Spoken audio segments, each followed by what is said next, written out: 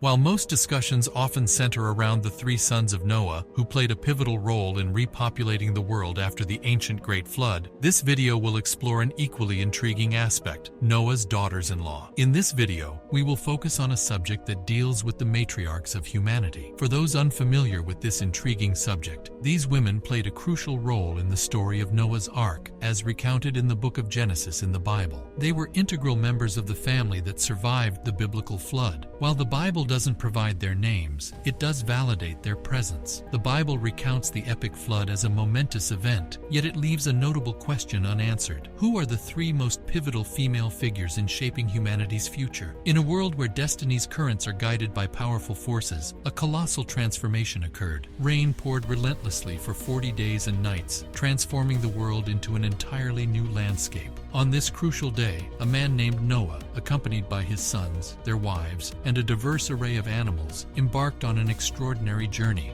Majestic creatures walked alongside tiny insects, joined by beautiful birds within the vast ark. This vessel became a sanctuary of peace amidst the chaos. As the unrelenting rain continued, God sealed the boat's door to shield Noah and his companions from the rising waters. The ark soared above the submerged land, defying the catastrophic deluge that enveloped the earth. The floodwaters surged, shrouding every mountain and erasing all traces of the once thriving life that inhabited those heights for 150 days. Through it all, Noah and his family displayed unwavering strength, bravely confronting the uncertainties that lay ahead. The responsibility fell upon Noah, and his children fulfilled their role, multiplying and repopulating the earth. However, in this narrative, the identities of the women remain veiled in mystery. Let us embark on a journey to unveil the comprehensive story of these remarkable women, drawing from biblical sources and additional insights from texts like Jubilees, sibling oracles, and other ancient manuscripts. In the book of Jubilees, Shem's wife, the Semitic people's father, is referred to as Sedeketulabab. She is not only recognized as Shem's spouse, but also as the mother of the Semitic people. According to the sibling oracle, she enjoyed an exceptionally long life, spanning centuries, even after the flood. The Bible mentions that she bore many sons and daughters during this extensive lifetime. Notably, Sedeketulabab was also a prophetess while residing in Mesopotamia. The sibling oracle asserts that she conveyed prophecies to each succeeding generation, descended from her offspring. Some ancient Christian traditions, tracing back to Saint Hippolytus, report the existence of an ancient Targum in psoriasis, which somewhat resembles the Book of Jubilees. However, it's worth noting that there are variations in the names of Shem and Ham's wives in these traditions compared to the biblical accounts. In Genesis and Chronicles, descendants like Sedeketulabab and Shem are listed, including Elam, Asher, Arpachshad, Lud, and Aram. Moreover, the Bible mentions the grandchildren of the woman considered the mother of the Semitic peoples. These grandsons are the offspring of Aram, who was Shem's son,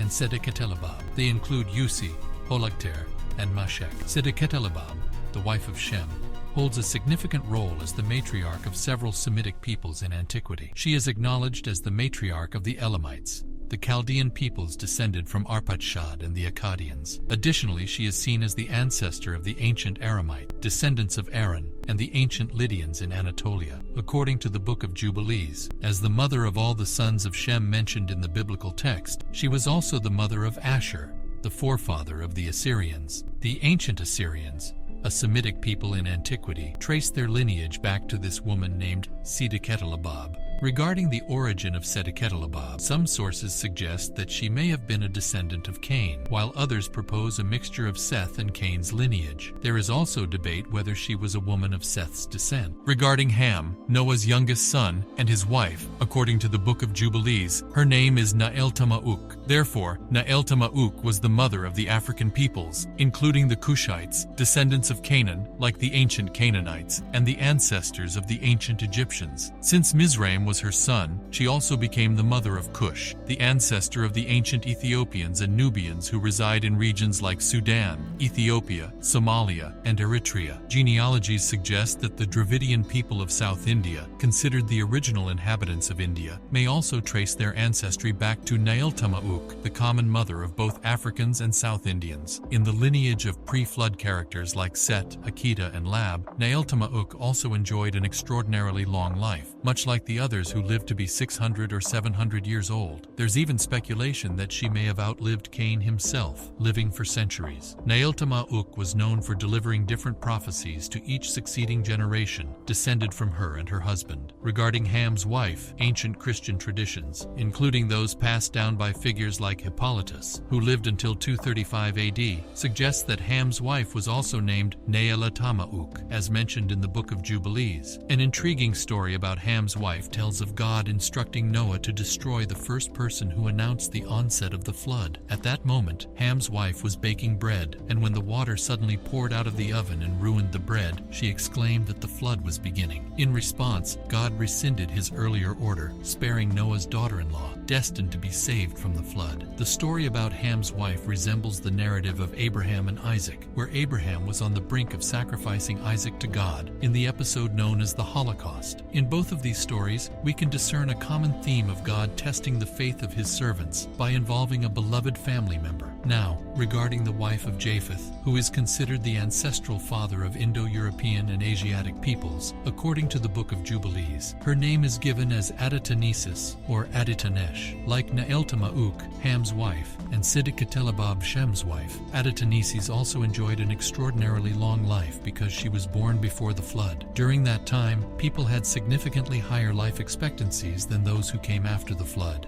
She too lived for centuries. Furthermore, similar to the other daughters-in-law, Aditanesis was also recognized as a prophetess. In fact, according to the sibling oracles, all of Noah's daughters-in-law held the gift of prophecy. Throughout her life, Aditanesis delivered numerous prophecies for each generation and the various peoples that would descend from her in the future. Additionally, she provided prophecies specific to her lineage due to her extended lifespan, allowing her to witness the growth and prosperity of the many peoples who descended from her and her husband, Japheth. Noah himself had foreseen that the descendants of Japheth would multiply and become numerous, exemplified in the vast population of China today. The Chinese people trace their lineage back to Togarma, the grandson of Japheth and the great-grandson of Aditanesis, as indicated in the Book of Jubilees. Aditanesis was the mother of Japheth's sons, including Gomer, his firstborn, and Magog, Madai, Javan, Tubal, Meshech, and Tiras. In addition to their 7 sons, they had numerous daughters and other sons not specifically mentioned in the genealogies. Similarly, they had several daughters left unmentioned to avoid an exhaustive list. Among the grandchildren of Aditanesis and Japheth were Elisa, Elixa, Tarshish, Kittim,